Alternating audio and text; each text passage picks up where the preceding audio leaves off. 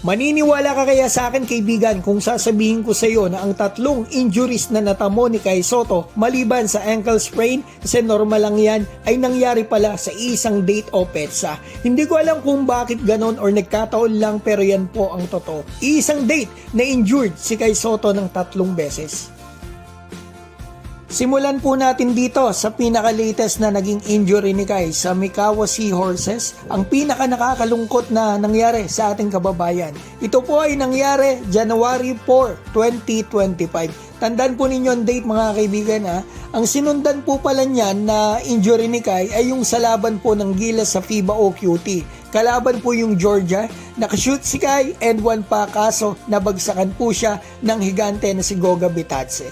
Talagang namimilipit sa sakit ng ribs si Kai nung time na yan at hindi na po siya nakabalik sa laro pati na sa sumunod na laban ng Gilas sa Brazil. Nangyari po yan July 4, 2024.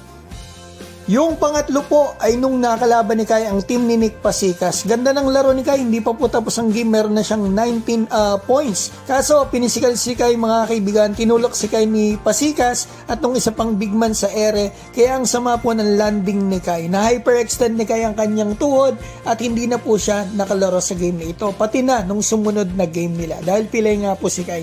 Nangyari po ito May 4, 2024. So ibig sabihin, ang mga injuries ni Kai Sotto, 3 injuries ay nangyari sa iisang petsa ng buwan.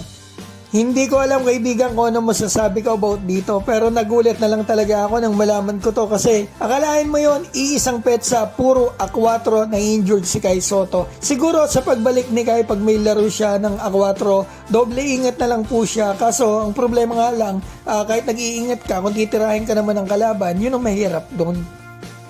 Shoutout ko po pala si Johnny Cayabyab, Jodel De Leon, Agerico Salvador, PJ Manso, Epimaco Inc. ng Laguna, Gerson ng Burdzing Tattoo, Paulo J. Sebuk, Clifton, Ray Bustilo, Edward, Ronilon Agrama, Kamikasi, Ramil Clemente at Joe Granil. Mga kaibigan, maraming salamat po sa inyo.